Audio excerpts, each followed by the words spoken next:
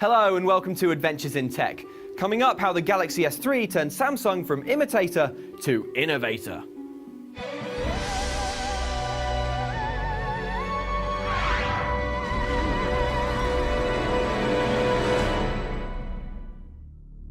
Samsung used to have a bad rep for copying Apple, but today it's making more bizarre original tech than anyone else out there. That change is best represented by the Galaxy S3, but to understand the transformation you have to go back to a time when Samsung had less to be proud of. Spring 2011 and Samsung was two phones into its Galaxy S series, which aimed to capitalize on the smartphone boom that Apple's iPhone had triggered. For Apple, however, the Android-powered Galaxy devices were a little too similar. It wasn't long before Apple brought down a rain of legal fire upon Samsung.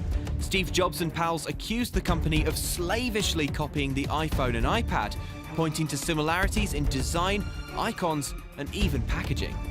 CNETs has advised me to have a lawyer present for this next bit, but let's be honest, Apple had a point. These phones were blatant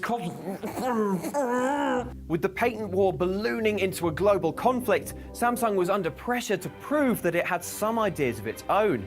With the Galaxy S3 in May 2012, it did just that.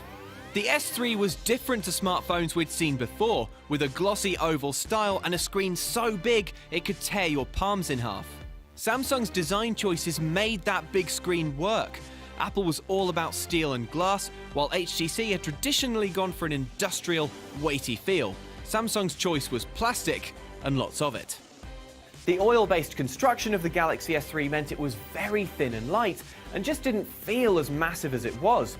The final ingredient was something that's come to define Samsung: crazy software. S-Beam, S-Planner, S-Voice, S-Memo, Smart Stay, Social Tag, Smart Alert, Best Photo, All Share Play, Pop-Up Play, Direct Call.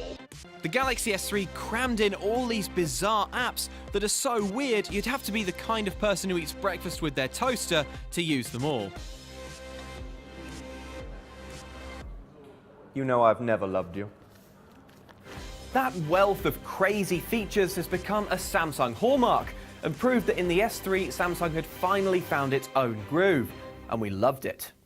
Samsung sold 20 million S3s in the first 100 days, and by 9 months had shipped 50 million despite production problems with one color option, which Samsung said featured a newly invented kind of blue.